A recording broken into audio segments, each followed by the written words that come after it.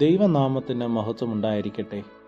വലിയ നോമ്പിൻ്റെ 20-ാം ദിനം നമ്മുടെ ഒരുമിച്ചുള്ള ചിന്തയ്ക്കും ധ്യാനത്തിനുമായി തിരഞ്ഞെടുത്ത വേദഭാഗം ശമൂവേൽ പ്രവാചകൻ്റെ 2-ാം പുസ്തകം 16-ാം അധ്യായം 11-12 വാക്യങ്ങൾ. Second book of Samuel chapter 16 verse 11 and 12. 1-ാം നൂറ്റാണ്ടിൽ ജീവിച്ചിരുന്ന ക്ലോവിസ് രാജാവ് യേശുവിനെ കുറിച്ച് പഠിക്കുവാൻ തുടങ്ങി. വേദനാജനകവും നിഷ്ഠൂരവും ക്രൂരവുമായ യേശുവിൻ്റെ ക്രൂശ് മരണത്തെപ്പറ്റി കേട്ടപ്പോൾ രാജാവ് പറഞ്ഞു, ഞാൻ ആ സമയത്ത് അവിടെ ഉണ്ടായിരുന്നുവെങ്കിൽ ശത്രുക്കളെ മുഴുവൻ നശിപ്പിച്ച് യേശുവിനെ രക്ഷിക്കുമായിരുന്നു. കുറെ കൂടി ആഴമായി യേശുവിനെ പറ്റി പഠിച്ചപ്പോൾ രാജാവ് ഇപ്രകാരം പറഞ്ഞു, ഞാൻ ശത്രുക്കളെ നശിപ്പിക്കുമായിരുന്നില്ല, കാരണം യേശു അത് ആഗ്രഹിക്കുന്നില്ല.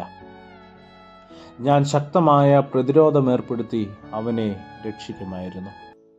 ക്രൂശിൻ്റെ മഹത്വം ഗ്രഹിച്ച് സ്നാനപ്പെട്ട് ക്രിസ്ത്യാനിയായി തീർന്നപ്പോൾ അദ്ദേഹത്തിൻ്റെ മനോഭാവം മാറി. ഞാൻ ക്രൂശിനടുത്ത് ഉണ്ടായിരുന്നുവെങ്കിൽ യേശുവിനോട് കൂടെ ക്രൂശിൽ മരിക്കുമായിരുന്നു. പ്രിയരെ, നമ്മുടെ മനോഭാവം എപ്രകാരമുള്ളതാണ്? നമ്മുടെ ജീവിതം ക്രിസ്തുവിനോട് ചേർന്നതായ ജീവിതമാണോ എന്ന് നാം ചിന്തിക്കേണ്ടത് അത്യാവശ്യമാണ്. കാൽവറി ക്രൂശിൽ അതിവേദനയുടെ മധ്യത്തിലും പിതാവേ, ഇവർ ചെയ്യുന്നത് ഇന്നതെന്നറിയായകൊണ്ട് ഇവരോട് ക്ഷമിക്കണമേ എന്ന് തന്നെ വേദനിപ്പിച്ചവർക്ക് വേണ്ടി പ്രാർത്ഥിച്ച യേശു കർത്താവ് നാമും നമ്മുടെ ജീവിതത്തിൽ ക്ഷമാശീലം പകർത്തുന്നതിനു വേണ്ടിയാണ്. തൻ്റെ ഭർത്താവ് ഗ്രഹാം സ്റ്റെയിൻസിനെയും പിഞ്ചു കുഞ്ഞുങ്ങളായ ഫിലിപ്പിനെയും തിമോത്തിയെയും ചുട്ടുകരിച്ചു കൊന്നവരോടായി ഗ്ലാഡിസ് പറഞ്ഞത് ഇപ്രകാരമാണ്: ദൈവം ഓരോരുത്തർക്കും ഓരോ ജോലികൾ ഈ ലോകത്തിൽ ഏൽപ്പിച്ചിട്ടുണ്ട്. അത് പൂർത്തിയാകുമ്പോൾ അവർ ഈ ലോകത്തിൽ നിന്ന് തിരികെ പോകും. ക്രിസ്തുവിനു വേണ്ടി ഇത്രയും ത്യാഗം സഹിക്കുവാൻ എൻ്റെ പ്രിയ ഭർത്താവിനും എൻ്റെ പിഞ്ചോമനകൾക്കും അവസരം കൊടുത്തതിൽ ഞാൻ ദൈവത്തെ സ്തുതിക്കുന്നു.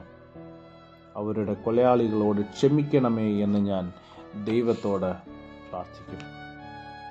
എത്ര അനുകരണയോഗ്യമായ മാതൃകയാണിത്!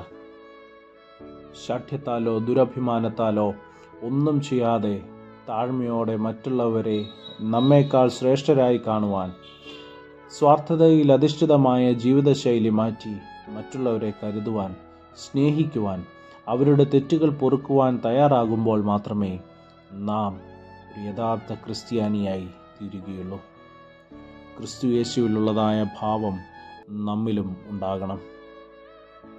ഫ്രാൻസിലെ ചക്രവർത്തിയായിരുന്ന ലൂയി 13 ഒരിക്കൽ അദ്ദേഹം തൻ്റെ ശത്രുക്കളുടെ ലിസ്റ്റ് എടുത്തു. ഓരോ പേരിന് നേരെയും കുരിശടയാളം അദ്ദേഹം വരച്ചു. ജനങ്ങൾ തങ്ങളെ ക്രൂശിൽ തറച്ചു കൊല്ലുവാൻ രാജാവ് ശ്രമം തുടങ്ങി എന്ന് ചിന്തിച്ച് നാട് വിടുവാൻ തുടങ്ങി. അപ്പോൾ രാജാവ് വിളംബരം ചെയ്തത് ഇങ്ങനെയാണ്: ആരെയും ക്രൂശിക്കാനല്ല, ക്രൂശിനെ പ്രതി എല്ലാവരോടും ക്ഷമിക്കുവാനാണ് ഞാൻ ക്രൂശ് വരച്ചത്. ക്രിസ്തുവോ നാം പാപികളായിരിക്കുമ്പോൾ തന്നെ നമുക്ക് വേണ്ടി മരിക്കയാൽ ദൈവം തനിക്ക് നമ്മോടുള്ള സ്നേഹത്തെ പ്രദർശിപ്പിച്ചു എന്ന് റോമർക്ക് എഴുതിയ ലേഖനം 5-ാം അധ്യായം 8-ാം വാക്യത്തിൽ നാം വായിക്കുന്നുണ്ട്. ക്രിസ്തു ക്രൂശിലൂടെ വെളിപ്പെടുത്തിയതായ സ്നേഹം നമ്മുടെ ജീവിതത്തിലൂടെ മറ്റുള്ളവർ ദർശിക്കണം. പ്രിയരെ, തിന്മയ്ക്ക് പകരം തിന്മ ചെയ്യുന്നത് മൃഗീയമാണ്. നന്മയ്ക്ക് പകരം നന്മ ചെയ്യുന്നത് മാനുഷികവും. നന്മയ്ക്ക് പകരം തിന്മ ചെയ്യുന്നത് ദൈവികവും. ആരും തിന്മയ്ക്ക് പകരം തിന്മ ചെയ്യാതിരിപ്പാൻ നോക്കുവിൻ. തമ്മിൽ എല്ലാവരോടും എപ്പോഴും നന്മ ചെയ്തുകൊണ്ടിരിപ്പീൻ.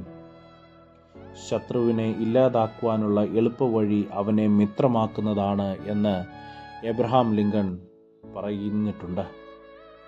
തിന്മയോട് തോൽക്കാതെ നന്മയാൽ തിന്മയെ നാം ജയിക്കണം. എല്ലാം തികഞ്ഞ മനുഷ്യനെ സ്നേഹിക്കുന്നതല്ല, അപൂർണനായ മനുഷ്യനെ പൂർണ്ണതയോടെ സ്നേഹിക്കുന്നതാണ് യഥാർത്ഥമായ സ്നേഹം. യഥാർത്ഥമായ സ്നേഹത്തിനുടമകളായി തീരുവാൻ ദൈവം നമ്മെ സഹായിക്കട്ടെ. True love is not loving a perfect person, but loving an imperfect person perfectly. ദൈവം നമ്മെ അനുഗ്രഹിക്കട്ടെ. നമുക്ക് പ്രാർത്ഥിക്കാം.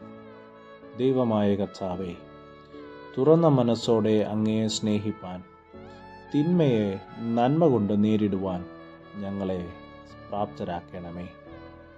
യേശുവിൻ്റെ നാമത്തിൽ തന്നെ ആമേൻ. സ്നേഹത്തോടെ ജോയൽ അച്ഛൻ.